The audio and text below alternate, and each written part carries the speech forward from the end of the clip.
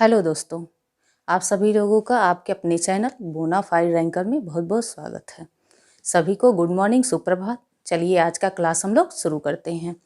तो कल हम लोगों ने जाना था भाषा के बारे में, आज भाषा के बारे में उसके आगे हम लोग जानेंगे। तो चलिए आज भाषा के क्रम के बारे में जानेंगे, हिंदी भाषा के क्रम के बारे में।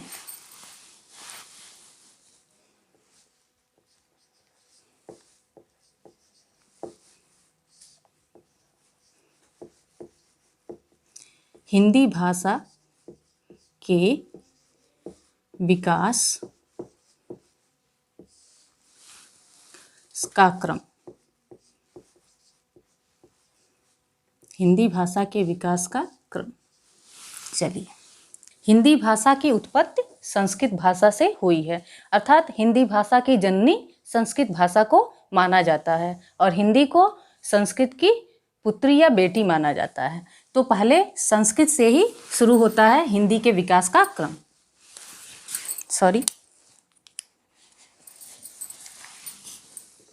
पहले आता है हमारा संस्कृत, संस्कृत से पाली,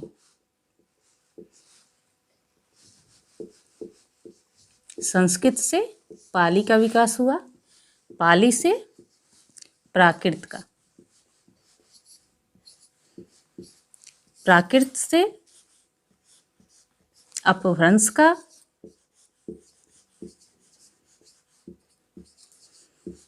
अपभ्रंश का और अपभ्रंश से अवहट्ट का,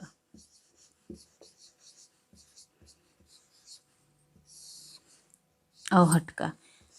फिर उसके बाद हमारा आ जाता है हिंदी। हिंदी तो ये हमारे हिंदी के विकास का क्रम है। हिंदी की उत्पत्ति संस्कृत से हुई है, लेकिन उसके पहले किन किन क्रमों से हिंदी गुजरी है उसको देखिए। पहले संस्कृत, फिर उसके बाद पाली, पाली के बाद प्राकृत, प्राकृत के बाद अपभ्रंश, अपभ्रंश के बाद अवहट्ट, उसके बाद हिंदी अपने मुख्य रूप में आ जाती है। समय देख लेते हैं, इसका कालावधि क्या है।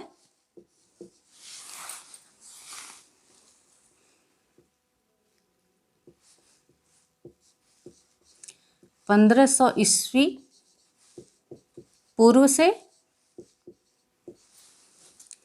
500 ईस्वी पूर्व तक, 500 ईस्वी पूर्व तक किसका समय माना जाता है? संस्कृत का। उसके बाद पाली का समय देखते हैं, 500 ईस्वी पूर्व से 1 शताब्दी तक, 1 शताब्दी तक। उसके बाद प्राकृत 1 शताब्दी से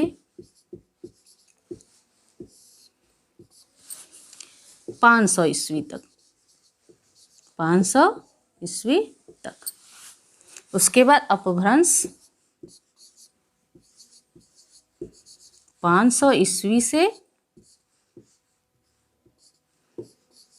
1500 ईस्वी तक। उसके बाद अवहट्ट का समय है 1500 ईस्वी से 1750 ईस्वी तक। सीधा तो संस्कृत का समय 1500 ईस्वी पूर्व से 500 ईस्वी पूर्व तक, पाली का समय 500 ईस्वी पूर्व से 1 शताब्दी तक, और प्राकृत का 1 शताब्दी से 500 ईस्वी पूर्व तक, अपभ्रंश का 500 ईस्वी से 1500 ईस्वी तक, अवहट्ट का 1500 ईस्वी से 1750 ईस्वी तक, और हिंदी का तो चल ही रहा है। तो ये इसके विकास का क्रम था। और ध्यान रखने वाली बात यह है कि पाली को हम लोग बौद्धों की भाषा कहते हैं और प्राकृत को जैनों की भाषा कहते हैं। पाली को बौद्धों की भाषा भी कहा जाता है, पाली को बौद्धों का भाषा भी कहा जाता है, बौद्धों का भाषा भी कहा जाता है। और प्राकृत को जैनों की भाषा, जैनों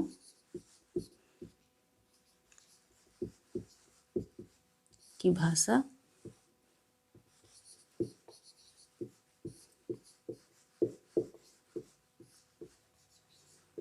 कहा जाता है।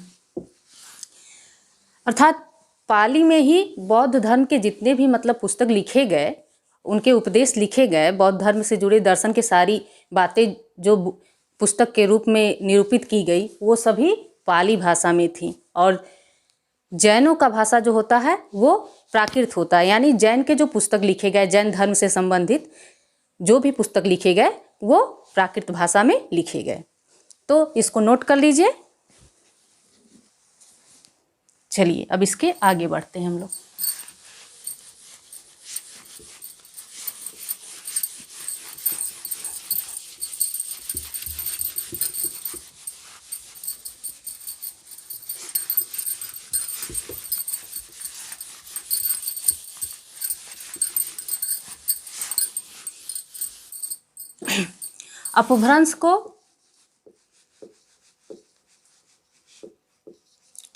अपभ्रंश को भ्रष्ट भाषा भी कहते हैं।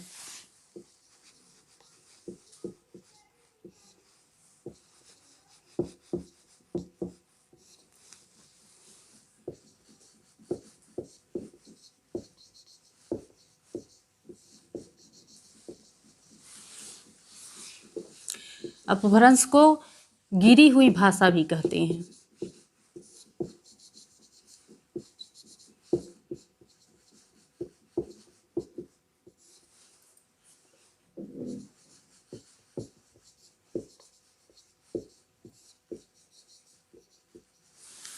अपभ्रंश को बिगड़ी हुई भाषा भी कहते हैं।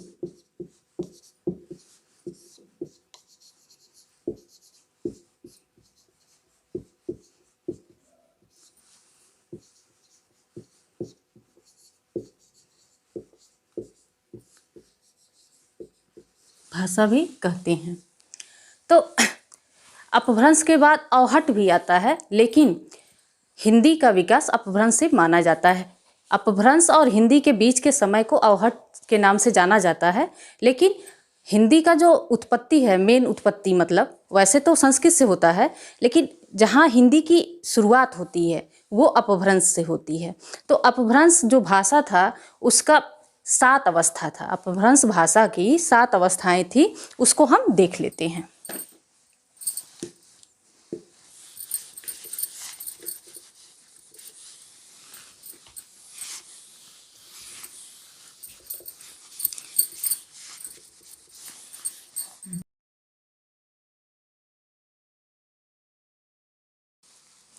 अपभ्रंश की अवस्थाएं।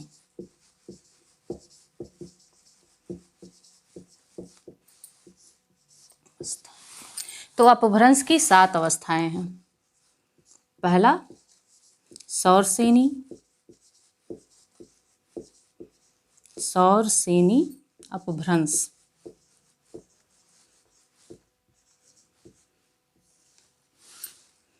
दूसरा है खस।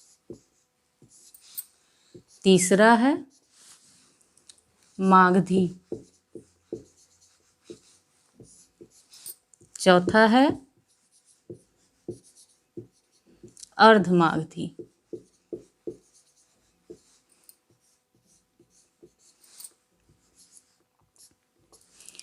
पांचवा है महाराष्ट्री। छठवां है ब्राचड़। और 7वां है पैसाची। पैसाची।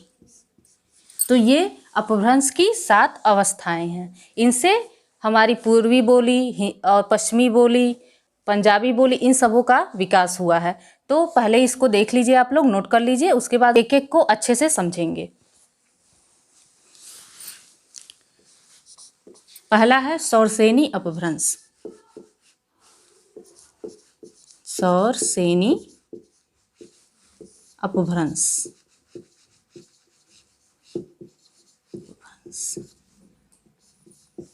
इससे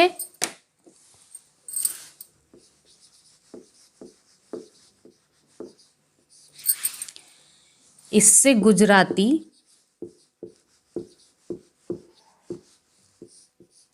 राजस्थानी,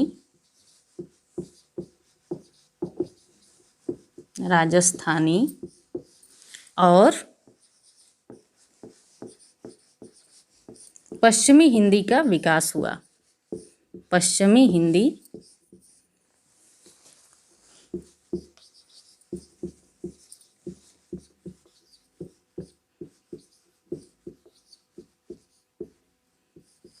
का विकास हुआ।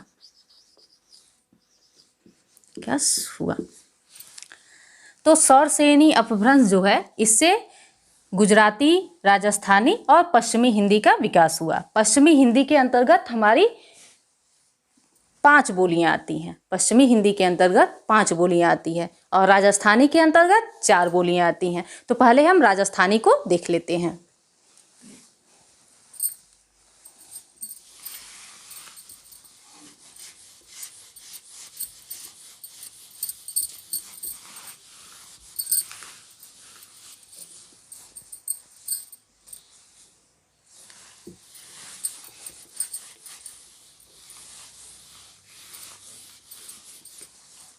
चलिए देखते हैं राजस्थानी हिंदी को।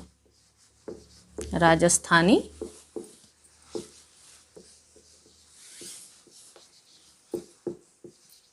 हिंदी, राजस्थानी हिंदी, इसके अंतर्गत देखिए पूर्वी राजस्थानी,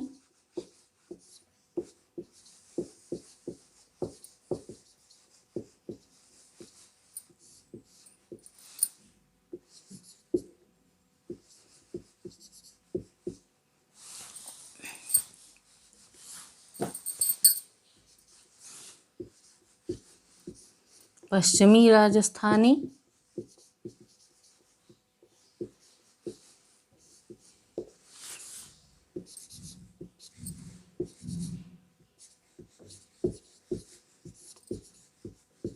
उत्तरी राजस्थानी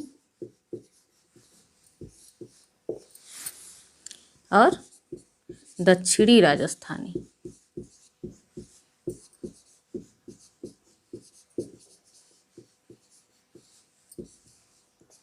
अब इनकी बोलियों को देखते हैं। तो पूर्वी राजस्थानी को हम क्या कहते हैं? पूर्वी राजस्थानी की जो बोली है, जो पूर्वी राजस्थानी यानी कि जयपुर में बोली जाती है, उसे हम लोग क्या कहते हैं? जयपुरी या फिर ढूढ़ाड़ी कहते हैं। जयपुरी यानी राजस्थान के पूर्व क्षेत्र में जयपुरी बोली जाती है। पश्चिमी राजस्थानी है आपका मारवाड़ी। ये मारवाड़ी बोली पश्चिम राजस्थान के क्षेत्र में बोला जाता है। ठीक। उत्तरी राजस्थानी है मेवाती। मेवाती बोली जो है ये उत्तरी राजस्थान के क्षेत्र में बोली जाती है, यानी उत्तरी राजस्थानी हमारी क्या है? मेवाती बोली है। दक्षिणी राजस्थानी मालवी। मालवी यानी राजस्थान के दक्षिण क्षेत्र में क्या बोला जाता है? कौन सी बोली बोली जाती है? मालवी बोली जाती है। तो ये हो गया राजस्थानी हिंदी। अब इसके बाद हम लोग देखेंगे पश्चिमी हिंदी को।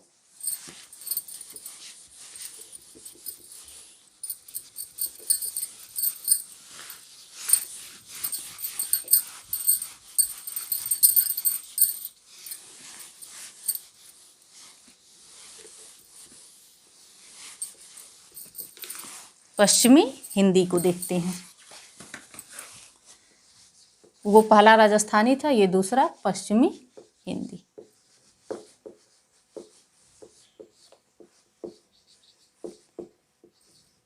पश्चिमी हिंदी, इसके अंतर्गत 5 बोलियां आती हैं।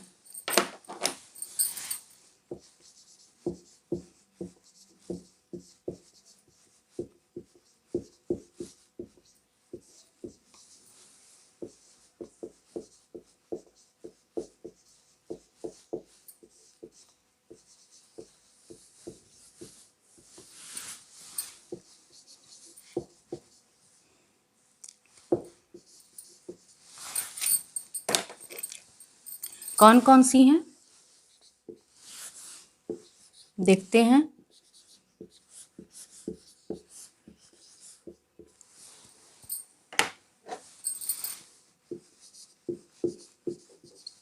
कौरवी, जिसका एक अन्य नाम है खड़ी बोली। कौरवी या फिर इसको क्या कहते हैं, खड़ी बोली।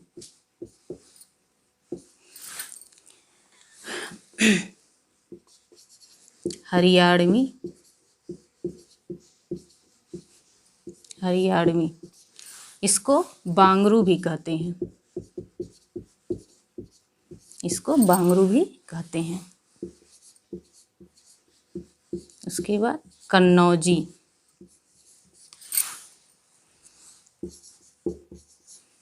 बुंदेली और ब्रजभाषा। ये पश्चिमी हिंदी के अंतर्गत आने वाली 5 बोलियां थीं। देखिए, इसमें कौरवी को खड़ी बोली कहा जाता है और हरियाणवी को बांगरू भी कहा जाता है। बाकी सबका एक एक नाम ही है, लेकिन इन दोनों का अलग नाम भी है। खड़ी बोली कौरवी को बोलते हैं और हरियाणवी को बांगरू बोलते हैं। कौरवी को खड़ी बोली पहले किसने नाम दिया? तो पंडित राहुल सांस्कृत्यायन ने कौरवी को पहली बार खड़ी बोली का नाम दिया। चलिए, अब इसके बाद हम लोग देखते हैं, दूसरे नंबर पे आता है खस।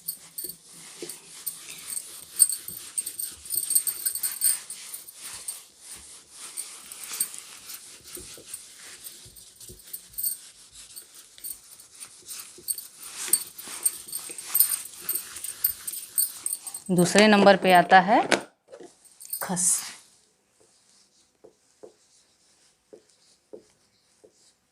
खस,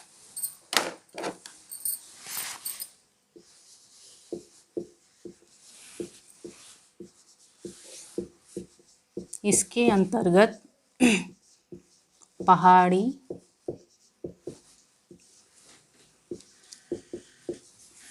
बोलियां आती हैं।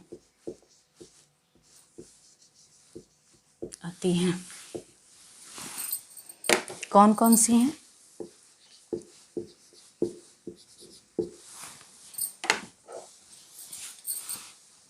नेपाली,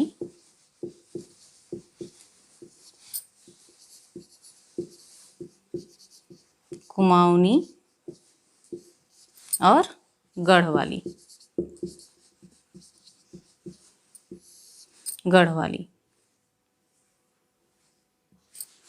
तो खस से हमारे पहाड़ी बोली का विकास हुआ है। पहाड़ी बोली है नेपाली, कुमाऊनी और गढ़वाली। इसके बाद हम लोग देखेंगे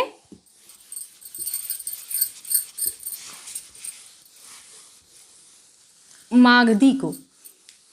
इसके बाद हम लोग देखेंगे मागधी को। मागधी,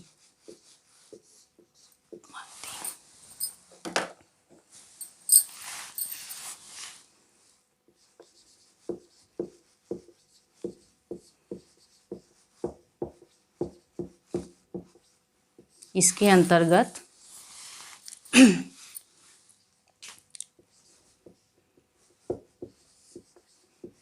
बांग्ला,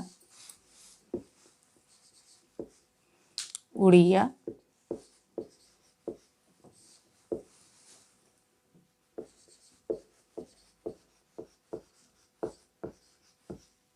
असमिया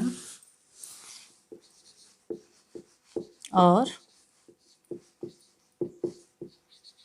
बिहारी हिंदी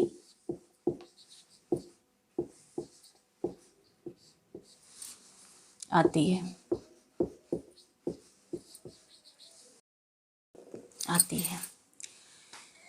तो मागधी के अंतर्गत बांग्ला, उड़िया, असमिया और बिहारी हिंदी आती है। बिहारी हिंदी की कितनी बोलियां हैं? 3 बोलियां हैं।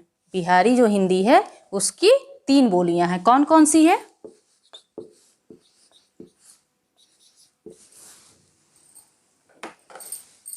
मैथिली,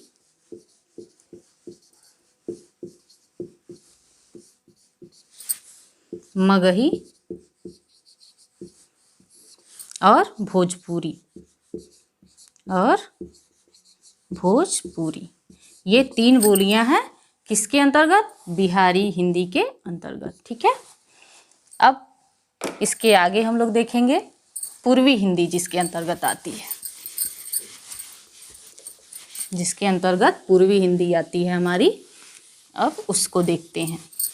तो पूर्वी हिंदी का विकास किससे हुआ है? अर्धमागधी अपभ्रंश से। अर्धमागधी अपभ्रंश से पूर्वी हिंदी का विकास हुआ है।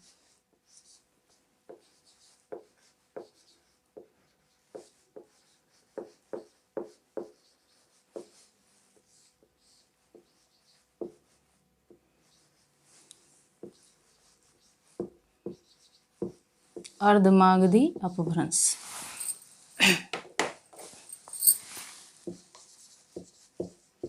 इससे पूर्वी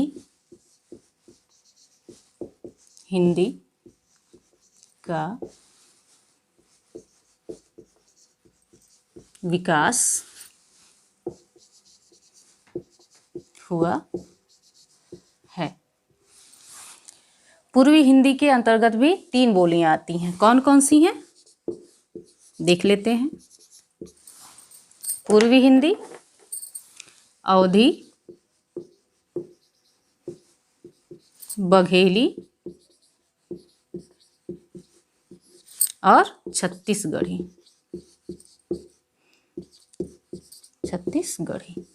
ये 3 बोलियां आती हैं किसके अंतर्गत? पूर्वी हिंदी के अंतर्गत। और पूर्वी हिंदी का विकास किससे हुआ है? अर्धमागधी अपभ्रंश से। चलिए नेक्स्ट देखते हैं।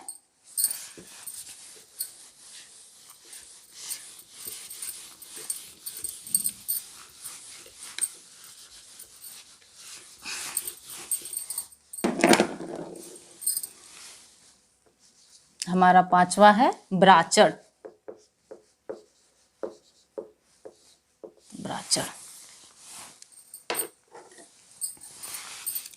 ब्राचड़ से सिंधी भाषा का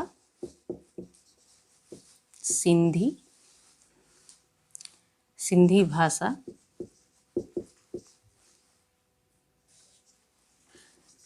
का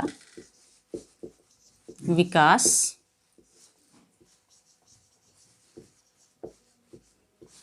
हुआ है। ब्राचड़ से सिंधी भाषा का विकास हुआ है। ब्राचड़ के बाद महाराष्ट्री।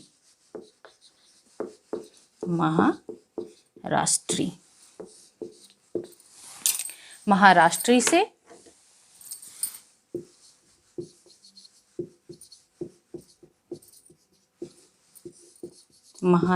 से मराठी का विकास हुआ।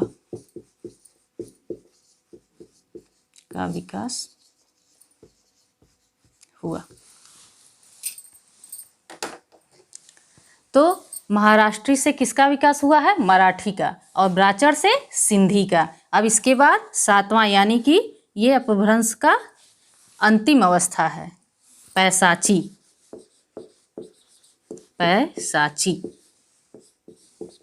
देखिए इसके अंतर्गत 2 बोलियां आती हैं। पैसाची के अंतर्गत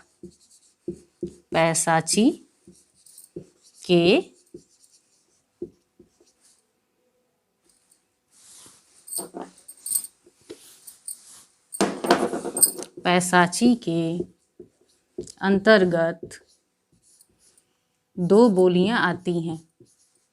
2 बोलियां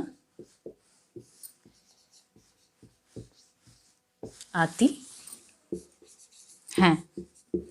कौन कौन सी हैं देख लेते हैं।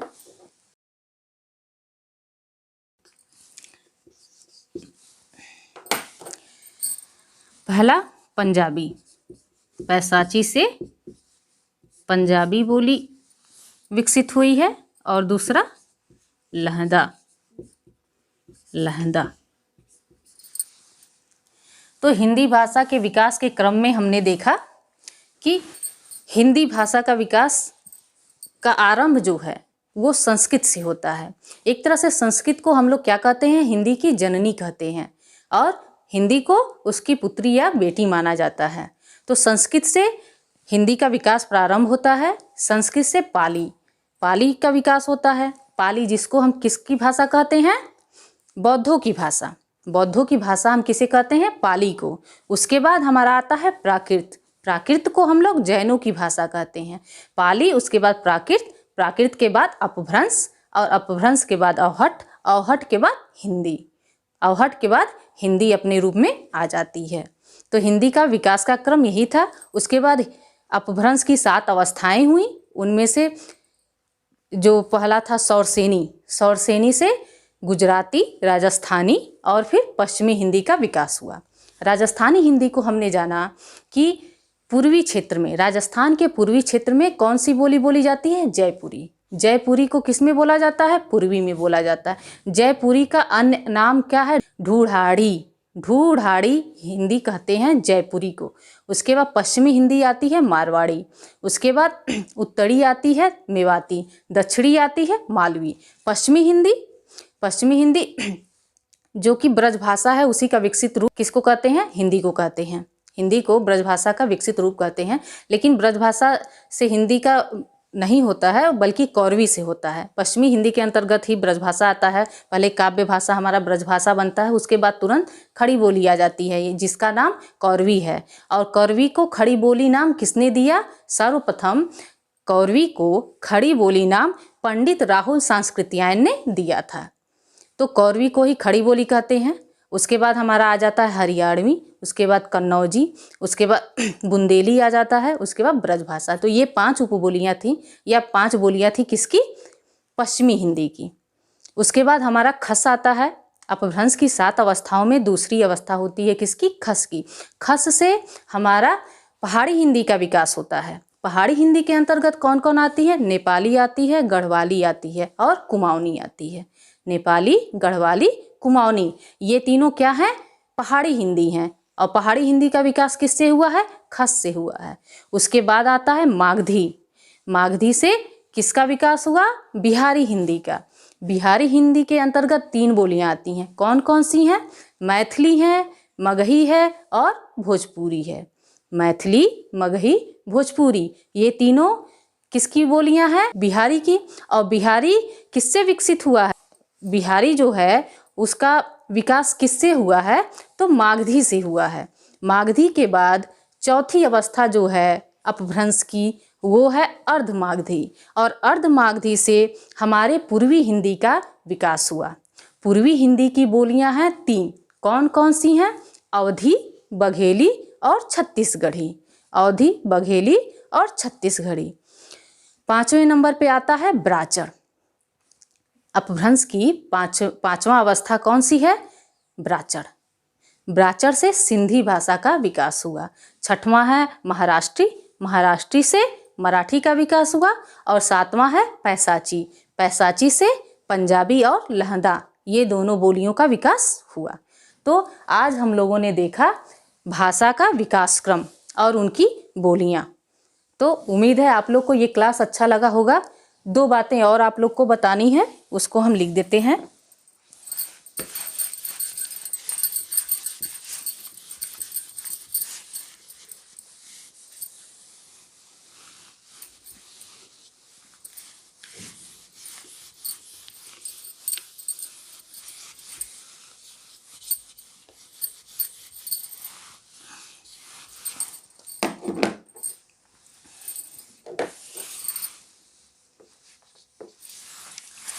भारत में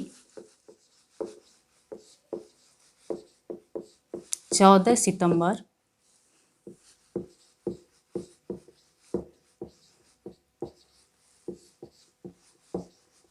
1949 को, भारत में 14 सितंबर 1949 को भारतीय संविधान सभा द्वारा भारतीय संविधान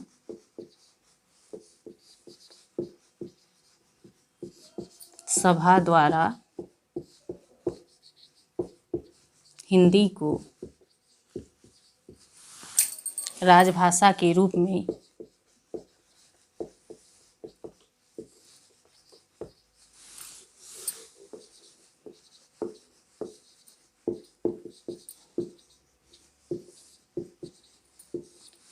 स्वीकार किया गया।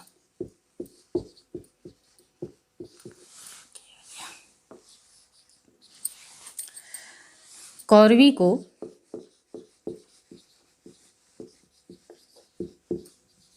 सर्वप्रथम पंडित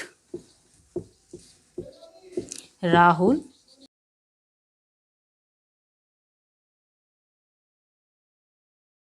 संस्कृत्यायन ने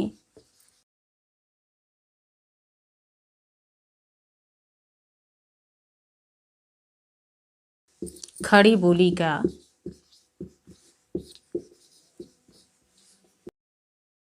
नाम दिया। ब्रजभाषा को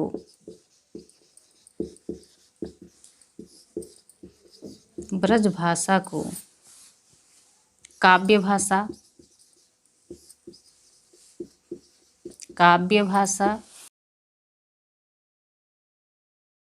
कृष्ण काव्य भाषा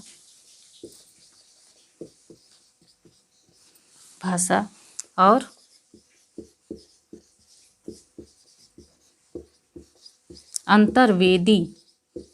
अंतर्वेदी भाषा भी कहते हैं।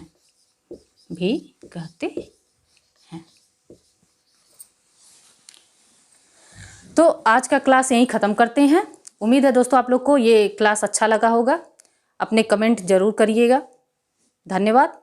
कल नेक्स्ट क्लास लिया जाएगा, पढ़ा जाएगा।